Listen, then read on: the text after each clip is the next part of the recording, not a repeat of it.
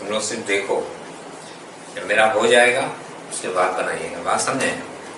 और जैसे तुम अभी सम्स देखे ना, और सम्स देख के क्या बोले कि हाँ हो जाएगा, सम्स नॉर्मल है और तुमसे हो भी जाएगा। लेकिन बहुत सारे लोग ऐसे भी होते हैं जिनको बेसिक चीजें करने में भी प्रॉब्लम होती है, बात समझे। तो एक बार मैं करके दिखा दे रहा हूँ, तुमको आता है अच्छी बात है, बाद में नोट कर लीजिएगा, ठीक है। और सीरियल ऑर्डर से ही करेंगे। अब जैसे ये 2016 का पेपर है तो हम क्या करेंगे, 2-4 सम्स आज करेंगे, उसके बाद फिर आगे धीरे धीरे मूव करेंगे, ठीक है।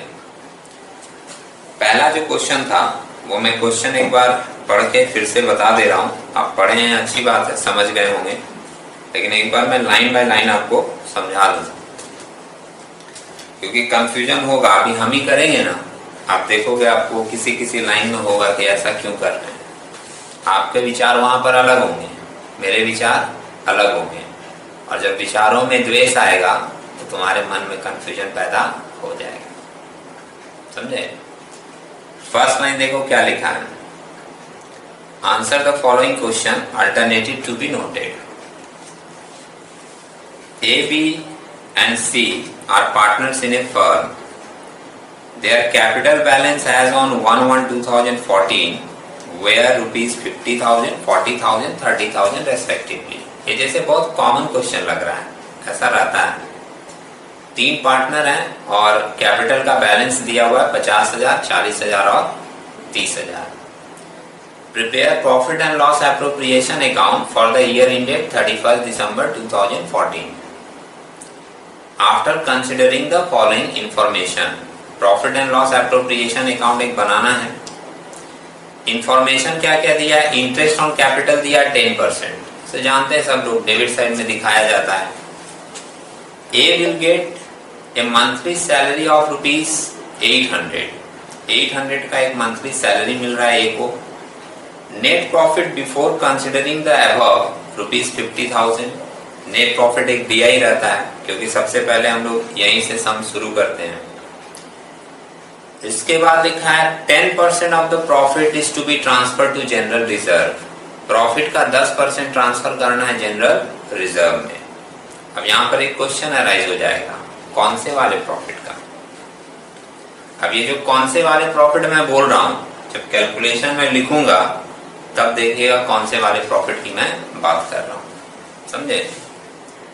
और उसके बाद एक लास्ट लाइन लिखा है, the ratio of sharing profit and loss by A, B and C is 4:3:2। तो प्रॉफिट बांटने के लिए इसका जरूरत पड़ेगा ही। और इसके साथ एक थ्योरी का क्वेश्चन भी दे दिया है, what is profit and loss appropriation account, state it's characteristics. अब देखो, जो स्मार्ट स्टूडेंट होता है ना, वो हमेशा क्या करता है, थोड़ा बहुत थ्योरी भी पढ़ के रखता है। मान लो एग्जाम में तुमको बहुत अनकॉमन क्वेश्चन मिल गया, तो वहां पे माथा पीट के क्या फायदा कि पेपर टफ दे दिया, ये कर दिया, वो कर दिया, कोई फायदा है क्या बाद में रोने से। इससे अच्छा है कि आप थोड़ा प्रिपरेशन ऑप्शनल वे में भी रखिए, और पहले से तुम थोड़ा बहुत थ्योरी पढ़े रहोगे। अगर बहुत डिफिकल्ट अनकॉमन क्वेश्चन भी दे दिया जो कभी तुम्हारे नजर के सामने से नहीं गुजरा था, तो तुम ये तो सोच सकते हो ना कि चलो ये वाला थ्योरी हमको आता है, ये लिख देते हैं। कम से कम 0 पाने से अच्छा है 2-3 नंबर मिल ही जाएगा थ्योरी में। गलत बोल रहे हैं क्या। तो थॉट हम लोगों का इस तरीके से होना चाहिए एग्जाम प्रिपरेशन के लिए, बात समझे। अब बहुत सारे स्टूडेंट्स का नॉर्मली थॉट रहेगा थ्योरी का सम्स करेंगे, सम्स में ज्यादा नंबर मिलता है। कीजिए आप सम्स, पेपर टफ देगा, माथा पीटिएगा बैठ के एग्जाम में। मेरी बात बुरी भी लग सकती है, लेकिन जो फैक्ट है वो फैक्ट है। तुमको बुरा लगने से फैक्ट थोड़ी बदल जाएगा। टफ आ जाएगा पेपर, पिछले साल ही टफ आ गया था, सुने हो सारे स्टूडेंट बोले टफ आ गया था पेपर, पेपर टफ आ गया था इसीलिए मेरा नंबर कम आ गया था। भाई तुम्हारा प्रिपरेशन भी तो उसी लेवल का था, समझे। खैर एक बार इसको बना के देखते हैं क्वेश्चन। फोन वगैरह साइलेंट कर लीजिएगा, मैं भी कर लेता हूँ शायद।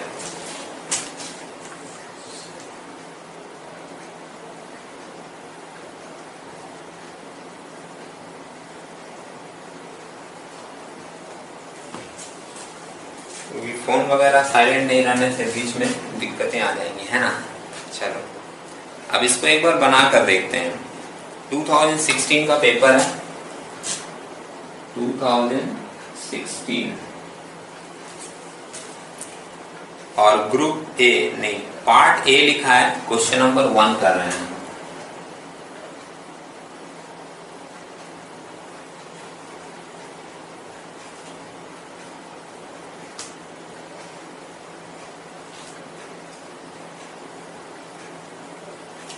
इन द बुक्स ऑफ एक फर्म लिखते हैं।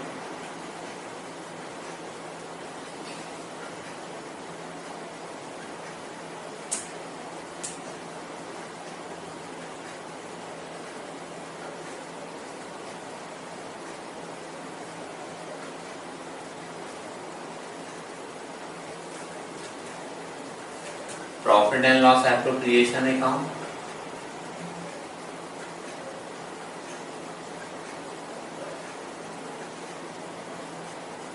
For the year ended, date हमारा दिया है 31 दिसंबर 2014।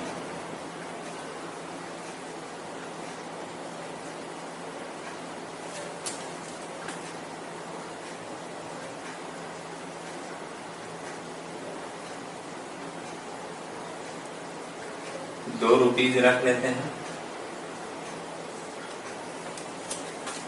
और इधर भी पार्टिकुलर्स और 2 तो रुपीस का कॉलम,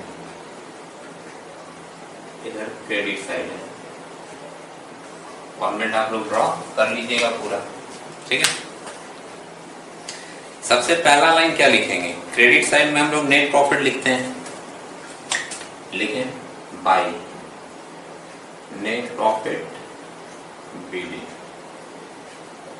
ये हमारे सम्स में दिया हुआ है 50,000। सिंपल है।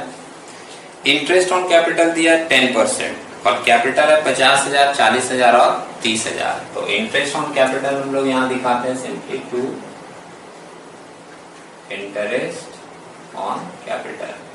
अब तो फॉर्मेट वगैरह इतना याद हो ही गया होगा, ए का है, बी का है और सी का है, ठीक। छोटा कैलकुलेशन है, यही दिखा देते हैं। 50,000 का 10%, 40,000 है दूसरे का 10% और 30,000 का 10%। 50, 40, 30 ये कितना आएगा? 5,000, 4,000 और 3,000। 5, 4, 9 और 3 12,000 चला गया कहाँ? बाहर। एक पार्टनर को सैलरी भी दिया गया था, पार्टनर सैलरी हम लोग यहाँ दिखाते हैं। किस पार्टनर को सैलरी मिला था? ए को, वो भी 800 रुपया पर मंथ। तो ए का नाम दे देंगे और 800 इंटू 12, 12 96, 9,600 चला जाएगा सैलरी में। इसके बाद लिखा 10% of the profit is transfer to general reserve. 10% profit transfer करना है जनरल रिजर्व में। अब देखो कौन सी प्रॉफिट की बात कर रहे हैं। एक तो हम लोगों के पास ये वाला प्रॉफिट है और एक कौन सा प्रॉफिट आता है पता है? ये 50,000 में ये दोनों माइनस करेंगे तो एक प्रॉफिट मिलेगा बचा हुआ। तो क्वेश्चन ये अराइज होता है कि किस प्रॉफिट पे लेना है। जनरल रिजर्व वाला बोला है 10%, किस प्रॉफिट पे लेना है? तो इसके बारे में मैंने पहले भी डिस्कशन किया है, पुराने वीडियोस देखोगे तो कहीं ना कहीं डिस्कशन में मिलेगा। क्या डिस्कशन किया है कि अगर सिंपली वो बोले कि 10% ऑफ प्रॉफिट या 10% ऑफ नेट प्रॉफिट, तो हम यही वाला नेट प्रॉफिट लेंगे, बात समझे। और अगर वो बोले 10% of divisible profit, 10% of divisible profit, तब मेरा कैलकुलेशन क्या होता है कि इसमें से ये दोनों माइनस होगा और माइनस करके जो अमाउंट बचेगा उसके ऊपर 10% लिया जाएगा जनरल रिजर्व, बात समझे। यहाँ पे तो डिविजिबल वर्ड यूज किया नहीं है तो हम लोग सिंपली ले लेंगे टू जनरल रिजर्व। और नेट प्रॉफिट जो हम लोगों का है 50,000, उसी का ट्रांसफर कर देंगे 10%, कितना आएगा? 5000।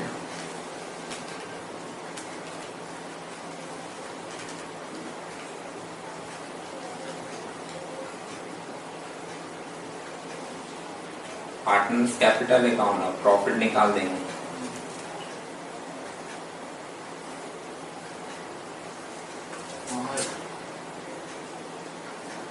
$50,000 इधर है, 50,000 में से ये सारा माइनस कर दीजिए। 23,400 23,400 बच रहा बैलेंस, है ना। इसको बांट देना, रेशियो सम्स में दिया 4:3:2। तो 23,400 इंटू 4/4:3:2 है ना, 4:3:2। 4 3 7 और 2 9, 4 है 3 है और 2 है, जोड़ेंगे तो आ जाएगा 9। 23,400 इंटू 3/9 और 23,400 इंटू 2/9। 10,400 पहले का 7,800 7,800 दूसरे का 5,200 5,200 तीसरे का आ रहा है। और यहाँ ब्रैकेट में लिख देते हैं शेयर ऑफ प्रॉफिट। तो सम्स हमारा पूरा कंप्लीट हो जाता है। बात समझे। और जैसे है कि मान लो थोड़ा बहुत अगर तुमको परफेक्शन और देना है तो तुम क्या कर सकते हो कि ये वाला जो कैलकुलेशन यहीं पे दिखा दिए उसको नीचे वर्किंग नोट बोलकर दिखा सकते हो। तुम्हारा कैलकुलेशन थोड़ा और ढंग का लगेगा। 4 नंबर का सम्स है, तुमको 4 में 4 पूरा मिलेगा। बात समझ रहे हैं। ओके, तो चीजें सिंपल थी, लेकिन एक बार डिस्कशन होना चाहिए। कुछ कुछ पॉइंट पे कभी कभी क्या होता है, मन में कंफ्यूजन आ जाता है स्टूडेंट्स का। ठीक है, ओके, एक बार देख लो इसको। अब हम दूसरा वाला बताते हैं। नेक्स्ट क्वेश्चन सिंपल है, बना पाओगे मेरे ख्याल से, है ना।